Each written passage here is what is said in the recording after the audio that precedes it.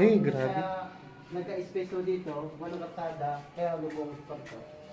So ito mas maganda to. Ito gusto mo malaki niyan, ito Oo kabilang nga, red. dito ganito kalito. Sir, ito po, ito tayo sir. Explain ko lang sila, gulat ako kasi hindi ganito siya model. May available dito. Oo, kasi actually dito sir, ang original talaga po ng lot area. Ito 34. Then 34 square meters. 35.